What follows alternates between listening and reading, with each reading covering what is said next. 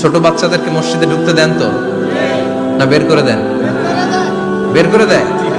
সর্বনাশ, বাচ্চাদেরকে মসজিদ থেকে বের করবেন না, কখনোই বের করবেন না। তুরস্কের বিভিন্ন মসজিদে বড় বড় ফেস্টুন দিয়ে লেখা থাকে, তারাবির নামাজে, জামাতের নামাজে মুরব্বীরা যখন সামনে নামাজ পড়বে, পিছন থেকে যদি ছোট বাচ্চাদের চিল্লা চিল্লি আর কিচির মিচির শব্দ শুনতে না পাওয়া যায়, তাহলে ভবিষ্যৎ প্রজন্ম নিয়ে আপনারা চিন্তিত থাকুন। পিছনে যদি বাচ্চাদের হই হুল্লোড় না থাকে, চিল্লা ফাল্লা না থাকে, তার মানে নেক্সট জেনারেশন এগুলো মুসল্লি হবে না, এগুলো হবে ডাকাত।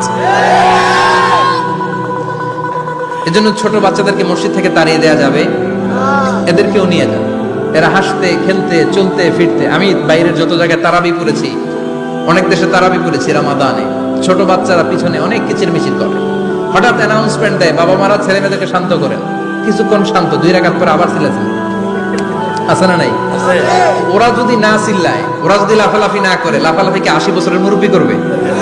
কথা কয় না। মুরব্বী লাফালাফি করলে এটা মানাবে? ছোট বাচ্চারা লাফালাফি করবে, একজন আরেকজনের কামড় দিবে, কাঁচের গ্লাস ভাঙবে, এটাই